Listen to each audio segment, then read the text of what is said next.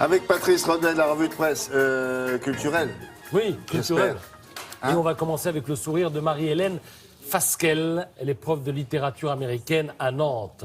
Elle s'est signalée par des méthodes pédagogiques innovantes et plutôt efficaces. Résultat, cette femme que l'on ne connaît pas est la seule Française nommée pour le Global Teacher Prize. C'est quoi? C'est le Nobel du prof, en quelque sorte. Il y a 50 prétendants qui ont été désignés par une fondation. La dotation, c'est 1 million de dollars.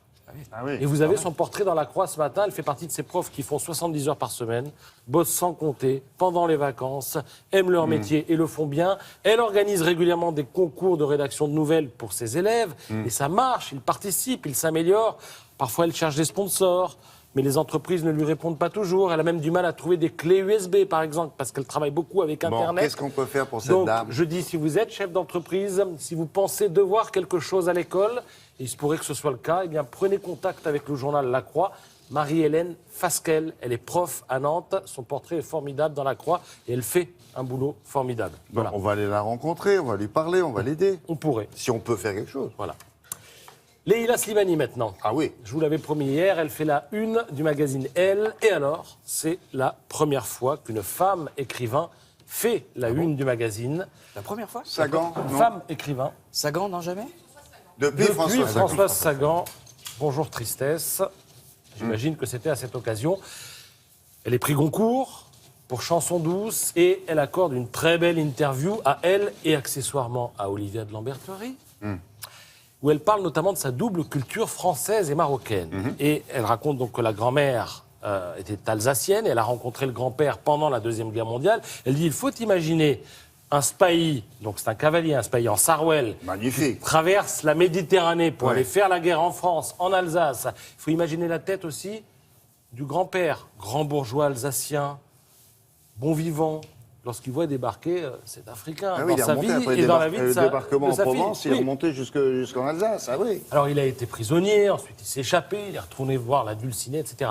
Elle raconte aussi que ses grands-parents, donc ensuite, se sont installés au Maroc, dans la belle ville impériale de Meknès, dans la Médina. C'est chez vous, ça? Ouais, c'est chez lui. C'est à la maison, oui, effectivement. Et elle nous parle d'une époque qui fait rêver quand on pense aux tensions qui animent la société française aujourd'hui. Elle dit au Maroc, toutes les religions cohabitaient. Chacun pratiquait de manière intime. Ma grand-mère était catholique, elle respectait l'islam, elle a même fait le pèlerinage à la Mecque. Mon grand-père était musulman, mais à Noël, qu'est-ce qu'il faisait le grand-père? Il se déguisait en Père Noël, il mettait le le sapin. costume, il montait sur le bourricot et il jurait en arabe pour le faire avancer. Alors, il raconte aussi son arrivée en France, Leïla Slimani, parce qu'elle est venue en France pour faire ses études. Et j'ai découvert, dit-elle, à Paris, une solitude profonde, noire, durable, des soirées qui succèdent, sans personne à qui parler. Et pour la première fois de ma vie, j'ai vu dans la rue des couples qui s'embrassaient sur la bouche pendant des minutes entières, et des femmes aussi très belles qui marchaient seules le soir. Et je me disais, dit-elle, ça doit être merveilleux d'être eux. Il faut que je trouve le moyen de devenir eux. En fait, Leïla Slimani est devenue bien plus que eux, que nous, que tous ces gens-là. C'est aujourd'hui une référence. C'est quand elle parle, quand elle écrit, on l'écoute ou on la lit. Voilà, c'est à lire dans Elle. On C'est l'écoute, une on très la belle lit interview. ou on la regarde. Aussi. Parce qu'elle est aussi, mais c'est accessoire, j'ai bien compris, elle est ravissante. Voilà.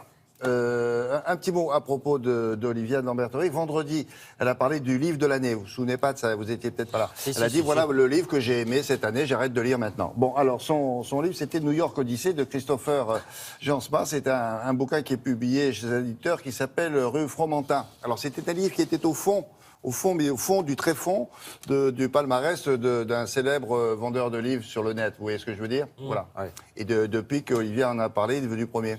En l'espace de 24 heures. Hop là. Donc, bravo.